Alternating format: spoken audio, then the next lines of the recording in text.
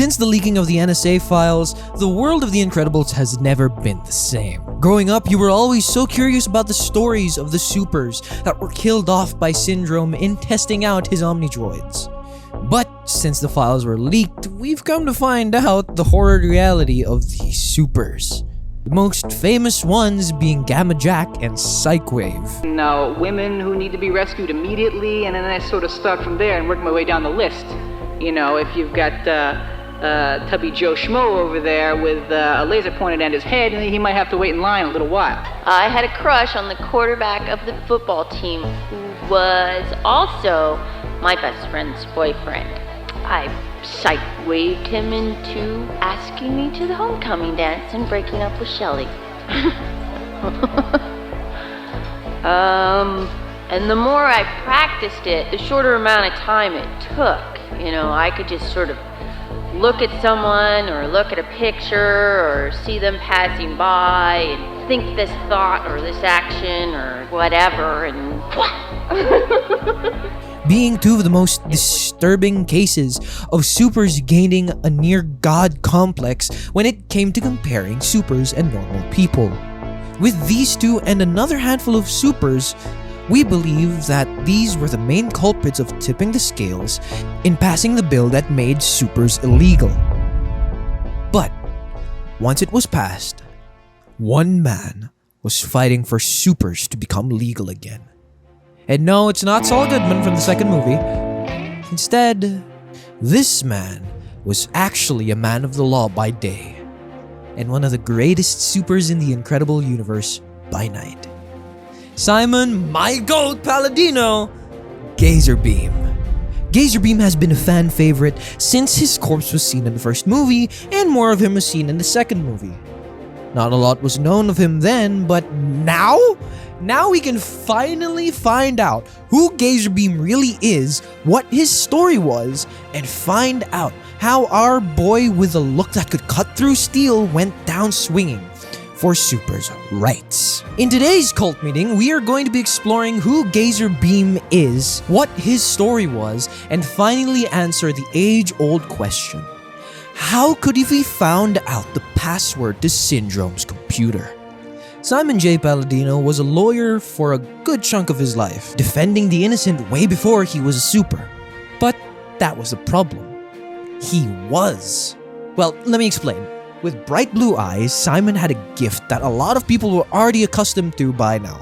Superpowered individuals were the norm, and it wasn't surprising that you had superpowers at that time. Simon had a gift that a lot of people were already accustomed to. But he wasn't. He wasn't sure how to go about it. He had the power to shoot lasers from his eyes so intensely that it could cut through solid steel. Hiding his powers and continuing to be a lawyer, it got harder for him to keep his eyes on one thing. Because if he focused hard enough on something, it would burst into flames or it would get cut in half. He said it himself in the NSA Files. I think the thing I get asked about the most, of course, is my laser vision. People tend to think it's a real picnic to have eyes that shoot lasers, but believe it or not, it's had its disadvantages. If I look at anything too intently, it tends to burst into flames, which can be a real pickle in a relationship scenario. When you're conversing with somebody, a normal person would be able to look them square in the eye. I avert my gaze, which is often interpreted as disinterest or rather daft or stupid, which couldn't be farther from the truth. I'm a man of culture, a man of passion, and I would say a man of humor, which is not widely known. On the outside, I appear calm and cool, perhaps even collected, but on the inside, I'm guffawing away on the steamship of hilarity. I'm not sure if that made very much sense. In the files, we find out how Gazerbeam struggled controlling his powers before he became a super, especially when it came to being intimate with another person. Most people thought of him as daft or simply uninterested, which in his words could not be farther from the truth. He struggled with his gift for so long, up until he met Mr. Incredible, Frozone, and ew, is that Gamma Jack back when he was still handsome? Man, sometimes I forget that all these supers are all friends and they know each other basically under the mask and they actually hang out, but Gamma Jack? Really? Anyways, Mr. Incredible and the gang were the ones who convinced Simon to use his powers for good. He prides himself with coming up with the iconic name we all know and love, Gazerbeam. Because apparently Simon really liked the name Viewpoint, which, honestly, is a really cool name, but I'm with Bob on this one. Gazerbeam is way more iconic.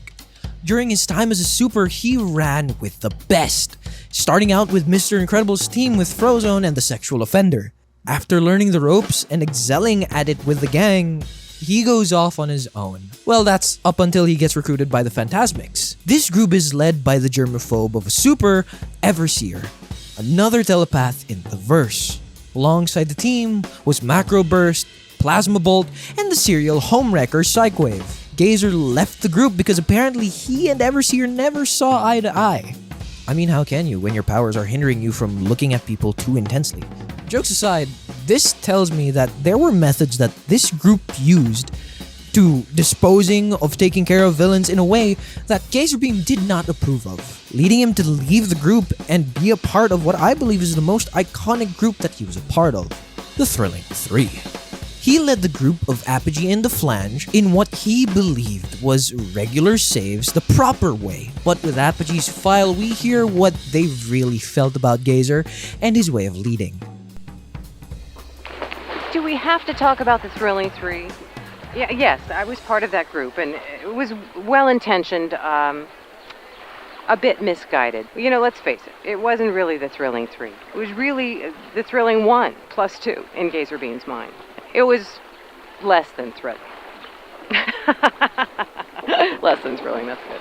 I believe he tried to lead the group in a way he thought was the best and efficient way to deal with crime and saving lives at the same time. As the group disbanded, Gazer went on his way to again fly solo. And I gotta say, he was so good at his job that he had a personal landline in the House of the Devers in the second movie. After supers were made illegal, Simon turned to his secret identity to fight for the rights of supers and why they should be legal again. For the better part of a decade and a half, he fought for the rights of supers, using his powers as a lawyer to combat the system in a legal way. During his fights for super rights, this made it easy for Mirage to find out who he really was, making it easy for him to be recruited into Syndrome's plan. After appealing to his heroic side, I believe Simon would have turned the offer down at first, being awfully suspicious of Mirage. Think about it, a hot silver-haired woman contacting you via tablet that self-destructs right after the message plays. According to his file, he is quite the smart guy, so I believe he would be very hesitant at first. But after digging a little deeper into it and finding absolutely nothing about the organization that Mirage represents, I think Simon would take some time before he makes a decision. After considering the offer, he'd eventually take it. And I think when he gets to the island, Mirage would play into his sentiments, promising Simon that this would help them to get closer to their cause. I believe she would appeal to Simon's thirst for being a hero, but being more skeptical than anything, he puts those thoughts in the back burner, takes care of the first androids he comes across, and gets invited to dinner. Visor's still on, of course. After a few months of this gig, he starts to get more and more suspicious. A super's gig that pays well when you destroy a specific prototype doesn't exactly make a lot of sense. So, Gazerbeam does what he does best. He does a little detective work. On the island, he sneaks back into the old dining area that he and Mirage were dining in. And I believe it would go down similarly to how Mr. Incredible got in. Only this time, he gets there faster because, let's be real, this dude would have still been in great shape by the time he was recruited. But hold on, let's slow it down just a little bit.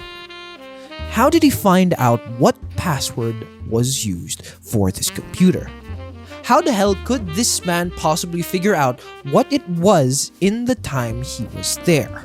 Now, I won't sit here saying he dug through files that were most likely classified and he got access by hacking into the system before he could ever get to Syndrome's main computer, because I think that's a little bit too cliche. Now, I believe enough time would have passed to where Simon would have been a regular on the island, to the point where he gets invited to another dinner date with Mirage.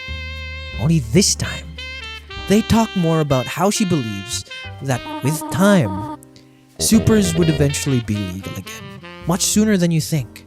And after Simon asks if they'll ever get to meet the boss, Mirage pulls these kinds of monologues out of her ass to try to pull our goat in.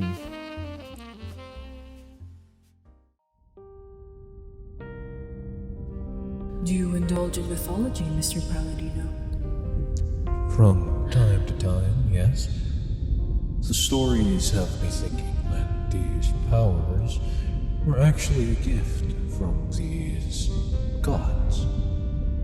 I believe these gifts are to be used responsibly, because these abilities in the wrong hands could cause more harm than good.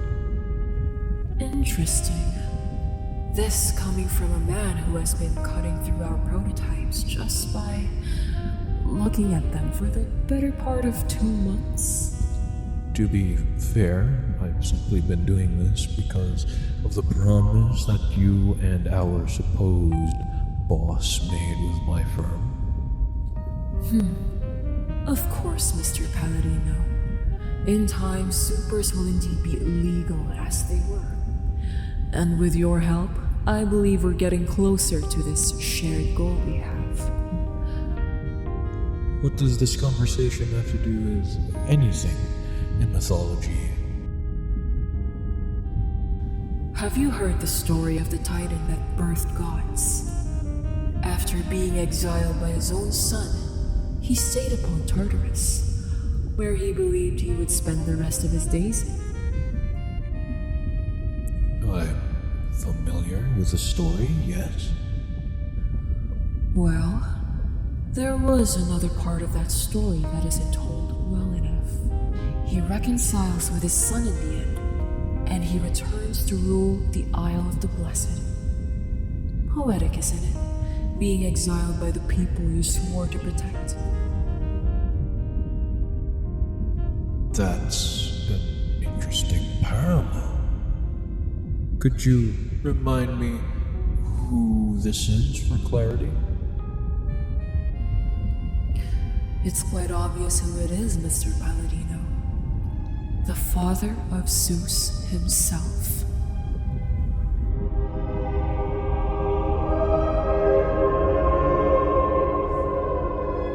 Kronos is the god who ate his own children because he was paranoid that one of them would eventually kill him, as he did with his own father.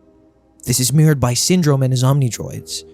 Being a super fan of Mr. Incredible tore him apart. I'd say Syndrome most likely looked up to Mr. Incredible as a father figure, to the point where when he got rejected, he swore to destroy his hero by any means necessary, even if it means killing every single super to perfect his Omnidroid to kill his then idol. When that fails, he goes to the Parr household, attempting to kidnap Jack and raise him as his own. To literally quote Syndrome himself. Oh, don't worry, I'll be a good mentor, supportive, encouraging, everything you weren't. And in time, who knows, he might make a good sidekick. He was going to raise Jack to be his sidekick, and most likely raise him to kill Mr. Incredible himself. But the whole Kronos thing is an entire video for another time. Once Gazer found out what happened to the supers, he did not hesitate to get out of there as fast as he could. Only this time, he was stopped by the latest Omnidroid. Thinking this would be another walk in the park, this one had reflective material built into its hands, which it was used to reflect Gazerbeam's laser, thus injuring him in the process. As this fight went on, Gazer starts to get tired, to the point where he gets pushed to the edge of a cliff where we believe Mr. Incredible was led to in the first movie. This time, the Omnidroid fires a blast at Gazer as he jumps down into the water. He emerges in the same cave we found him in, bleeding out. With his last breath, he uses his powers one last time to inscribe the password to Syndrome's computer, and prayed that the next super who found his body would figure out what was going on the island. And the rest, well, the rest was history. Gazerbeam went down fighting, not just for the sake of the glory days, not just because he missed being a superhero, no. He died on the island fighting for the rights of his friends, for all of supers. He died in that cave thinking that the next super would be unfortunate enough to wind up in his place. And all he ever wanted was to feel useful. He wanted to use his gifts not just as a lawyer, but as Gazerbeam to help the people around him. And he believes that all of the supers want the exact same thing. Nothing but to help people. And he was fighting for that cause. A memorial was held for all the supers, but Gazerbeam was the main focus of the entire thing.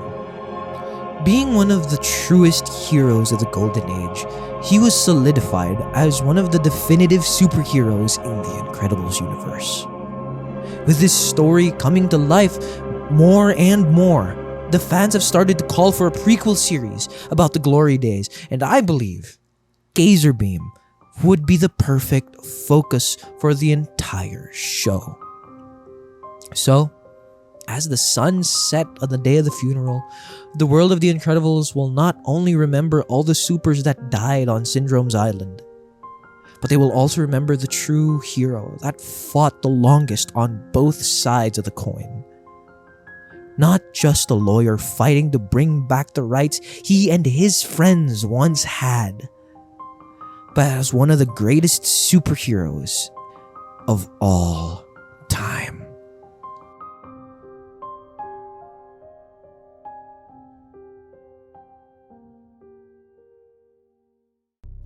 But that's all I got for you in today's episode. What are your thoughts? Do you think Gazerbeam would make the perfect MC for a prequel? Be sure to let me know down in the comments. Now, I know I'm like a month away from graduation, so the videos are going to be a lot better and more frequent because I've got a lot planned for y'all. But still, I'm going to be focusing more on quality than quantity. But hey, I hope y'all like the new editing style because YouTube isn't exactly cooperating. So I thank you for watching. If you enjoy, leaving a like would be amazing as it gets the video out there. And subscribing will help the channel grow as we are growers and not showers. That's all from your boy. I hope you have a wonderful day, and in case I don't see ya, good afternoon, good evening, and good night.